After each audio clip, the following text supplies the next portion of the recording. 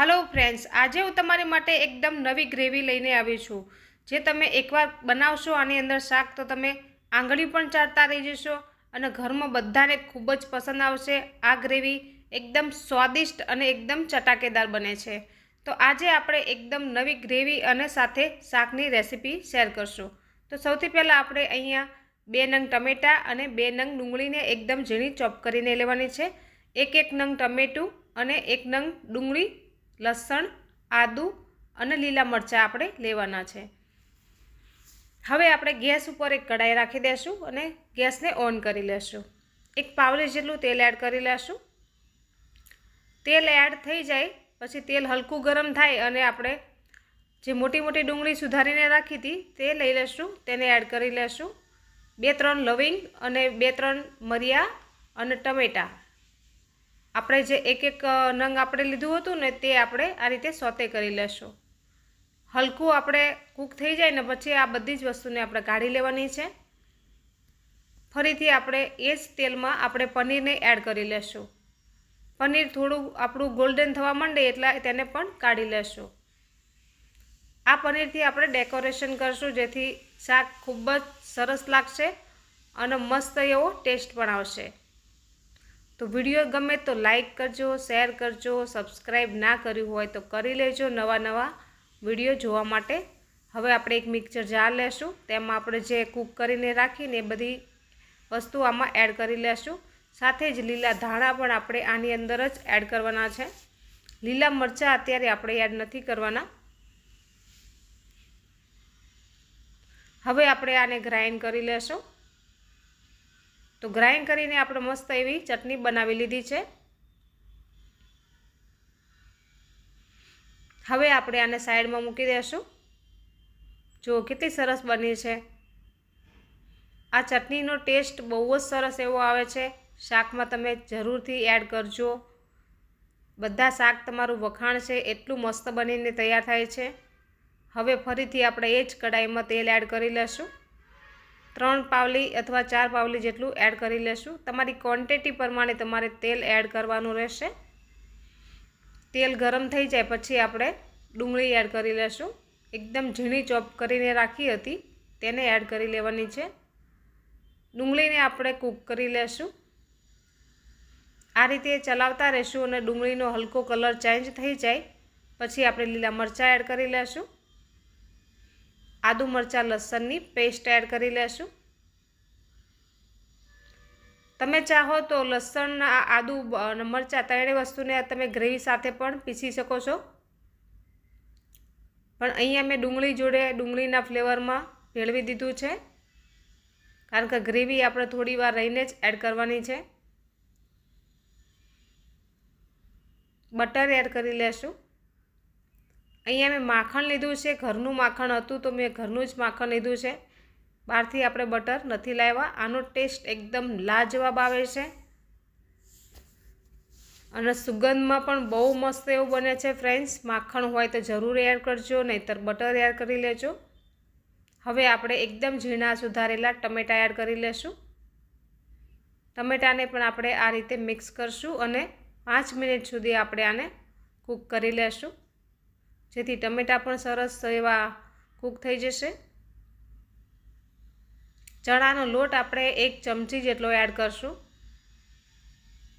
चणानो लोट आपणे वधारे नथी एड करवानो, मात्र 1 ज चमची एड करवानो छे जेथी बाइंडिंग सारुं आवशे ग्रेवीनुं।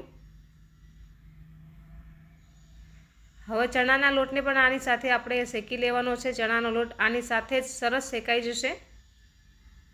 2 मिनिट पछी आपणे शेकीने आपणे जे चटनी बनावी हती टमेटा डुंगળીની તે એડ કરી લેશું। લીલા ધાણા નાખ્યા હોય એટલે ચટણીનો ફ્લેવર બહુ સરસ એવો આવે છે। તમે બહાર તો ઘણીવાર શાક ખાવા જતા હશો પણ તમે આ રીતે એકવાર જરૂરથી ટ્રાય કરીને જુઓ, તમને બહુ જ સરસ લાગશે અને તમે બહુ પસંદ કરશો। હવે મસાલા એડ કરી લેશું। લાલ મરચું પાવડર 1 ચમચી, ધાણા જીરું પાવડર 1 ચમચી, હલ્દી પાવડર 1 ટીસ્પૂન એડ કરીને મિક્સ કરી લેશું અને આ રીતે આપણે ચલાવી લેશું। ફરીથી આપણે 1 ચમચી જેટલું માખણ એડ કરી લેશું। બટર હોય તો બટર એડ કરી લેજો અને મિક્સ કરી લેશું। બધી વસ્તુ સરસ કૂક થઈ ગઈ છે. પછી આપણે થોડું પાણી એડ કરી લેશું. મેં મિક્સર જાર હતો તેની અંદર થોડી આપણી ગ્રેવી રહી ગઈ હતી, તો એની અંદર જ મેં થોડું પાણી એડ કરીને આની અંદર એડ કરી લીધું છે. સ્વાદ અનુસાર નમક એડ કરી લેશું અને મિક્સ કરી લેશું.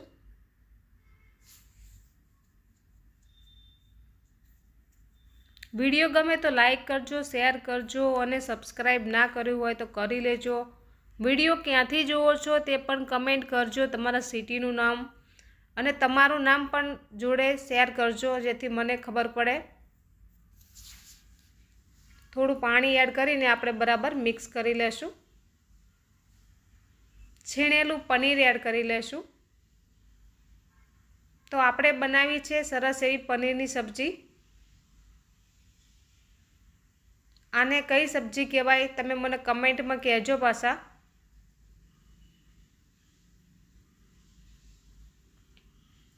જોતાં જ ખાવાનું મન થઈ જાય તેવી લાગી રહી છે ને આપણા પનીરની સબ્જી.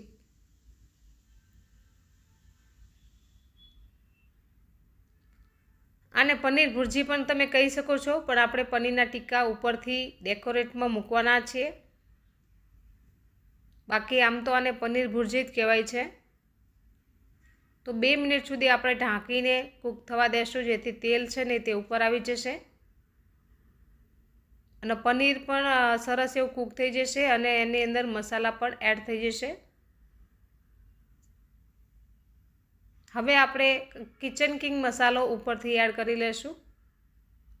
અને પનીર ભુરજીનો મસાલો તમારી પાસે હોય તો તમારે એડ કરવાનો છે, નહીંતર પનીર ટીક્કાનો મસાલો હોય તો એ પણ ચાલશે. પંજાબી મસાલા વગર મજા નહીં આવે ખાવાની, તો પંજાબી મસાલો 100% ઘરમાં રાખજો. અને જે આપણે ગ્રેવી બનાવી છે ને તમે દરેક શાક જોડે બનાવી શકો છો, બહુ જ સરસ બનશે. તો આપણું આ શાક બનીને તૈયાર થઈ ગયું છે. તેલ આપણે એકદમ ઓછું આમાં ઉપયોગમાં લીધું છે, એટલા માટે હજી ઉપર નથી આવ્યું, પણ જેમ જેમ ઠંડુ થશે તેમ તેલ ઉપર આવી જાય છે. જો ફ્રેન્ડ્સ, સરસ શાક આપણું બની ગયું છે અને ઠંડુ પણ હલકું થઈ ગયું છે. હવે આપણે સર્વ કરવા માટે એક પ્લેટમાં કાઢી લેશું. જો ફ્રેન્ડ્સ, મેં નજીકથી કેમેરો કર્યો તો કેટલું એકદમ ક્લીન દેખાય છે. શાક કેટલું સરસ બન્યું છે. ઉપરથી આપણે કોથમરીથી ગાર્નિશ કરશું. અહીંયા હું માખણ ડેકોરેટ કરી રહી છું. માખણનો આપણે આમાં 2 થી 3 ચમચી જેટલો ઉપયોગ કર્યો છે, જેથી દેખાવમાં પણ સારું લાગે છે અને સ્વાદમાં પણ બહુ મસ્ત એવું લાગે છે. ઉપરથી આપણે પનીરના જે ટુકડા તળ્યા હતા તે આપણે આ રીતે ડેકોરેટમાં રાખી દઈશું, જેથી દેખાવમાં પણ સરસ લાગે છે અને સ્વાદમાં તો લાજવાબ લાગે છે. જો ફ્રેન્ડ્સ, પંજાબી સબ્જી આપણી બનીને તૈયાર થઈ ગઈ છે. કોને કોને પસંદ છે તે કમેન્ટ કરજો. અને વિડીયો ગમ્યો હોય તો લાઈક કરજો, શેર કરજો અને સબસ્ક્રાઈબ ના કર્યું હોય તો કરી લેજો. બાજુમાં રહેલું બેલ આઇકનની ઘંટી પણ દબાવી લેજો, જેથી મારા દરેક વિડીયોના નોટિફિકેશન તમને મળતા રહેશે. ચલો ટેસ્ટ કરી લઈએ. બહુ જ સરસ બન્યું છે ફ્રેન્ડ્સ, જરૂરથી બનાવજો. આવજો બધાય. જય માતાજી.